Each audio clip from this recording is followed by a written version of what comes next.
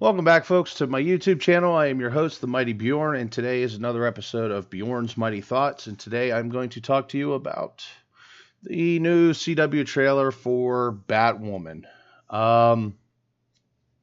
Where do I want to begin on how cringeworthy watching the trailer was? And just to throw out there, so that way people don't know I didn't miss anything, I actually sat down and watched the trailer 3 times. And honestly, nothing in the trailer is going to make me want to watch this show. I am a fan of a lot of the superhero TV that CW does, even though it's not, some of it's not very true to the comics. But a lot of it's not really bad. It's, it's entertainment value. I mean, I've watched the first 5 seasons of Arrow. I've watched the first 3 seasons of Flash, which Flash is one of my favorites. And I've watched the first 2 seasons of Legends of Tomorrow. I never really got a chance to sit down and watch Black Lightning, unfortunately. I did watch a little bit of it, and what I did see of it, I mostly enjoyed. But today we're going to focus on talking about Batwoman. And the trailer was... I know I'm going to get it sound a little political here, and of course the problem is the trailer is political in itself, and that's the problem. But the trailer was mostly just cringeworthy. Now, first thing I want to point out is the character, the primary character in the trailer is portrayed as being a lesbian, which if you know anything about Batwoman, yes, she is a lesbian. That's actually not the problem. Now, I feel the way they portrayed it was kind of a problem. Like, you probably could have saved that actually for the show itself. But instead, you had to hurry up and throw that in there, kind of shoehorn it in, and make people realize the show was, I guess, quote unquote, woke. And that's part of my problem, where a part of my problem starts with how the trailer unravels. Now, obviously, it is a strong female character. It's a female superhero, and pretty much a female superhero leads to a strong female character. I.e., the Huntress. In the Arrowverse, we have the Huntress already. We have Black Canary. There's a few others I can mention. There's also White Canary, but we can let that go as it is. And it's the same case with the females. Most of the female villains are also strong characters. That's really not the problem, although they kind of try to overemphasize it. They try to make the trailer just like, I don't know, like, they just overemphasize the fact that this is supposed to be a strong female character. Now, don't get me wrong. I mean, Captain Marvel recently, which, oh God, I hate bringing that up, but Captain Plank, with the Captain Plank trailers and everything they've done for Captain Plank, they more or less tried the same thing, and then, instead of Warner Brothers and CW sitting back going, okay, that's where they screwed up, they went, wait a minute, hold my beer. So they just kind of I felt they way overemphasized on it too much. She is a bit of a rebellious character. I'm going to let that one go. I mean, obviously, if you're playing a Bat character, I would say being rebellious is a part of the trend.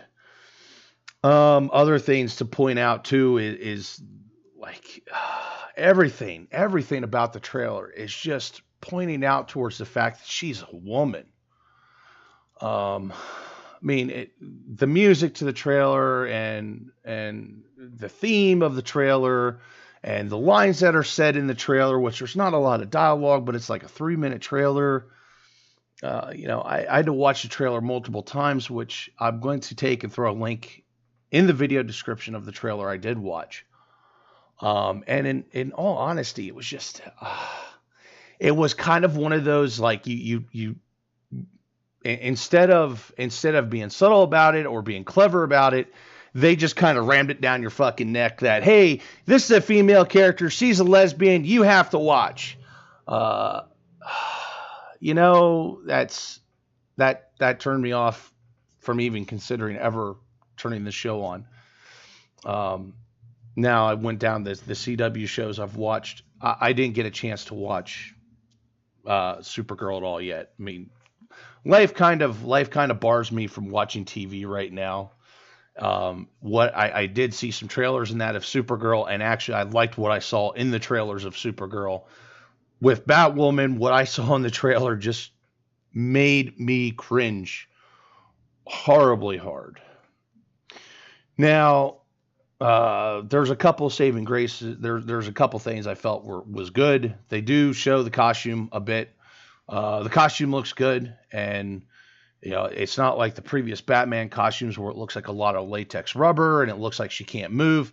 It looks like there is some rubber to it to kind of help conform shape and things of that nature.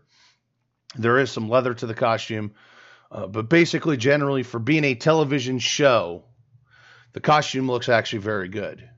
Now, if it was a movie, the costume looks pretty good, but I would expect just a little bit more out of the quality of the look of the costume. So we'll say that much. And I feel the costume is important because obviously it's a superhero. So there's that. The only other thing I really enjoyed about the trailer, and I'm sorry I couldn't get a good photo of this, was right here where the villain actually bashes the hero in the face with a cricket bat. that was probably the most redeeming feature of the whole trailer. And I almost want to hit the like button just for that, because honestly, this trailer was the shits. CW, you want to pull this woke shit like everybody else wants to do, fine and dandy. Just know you're going to lose viewers. Know you're going to get some hatred, and kind of to pull that off. Yeah. So there you go. I think the likes versus the dislikes kind of explains itself. Now, honestly, I feel that out of that 73K, which I didn't thumb up or thumb down on the video, out of that 73K, though, there's probably a chunk that is being trolls. But out of that 34K likes, there's probably a certain chunk that only liked the trailer because the trailer is overly fucking woke. And I do mean overly fucking woke. I mean, they got it so much. It's just cringeworthy. I can't say any more about it. I didn't dislike the video. I probably should have, because honestly, it deserves one. CW, next time you do something like this, please think ahead. Instead of worrying about the fact that she's a woman, instead of worrying about the fact that she's a lesbian, and it kind of plays that she's a strong female character, that,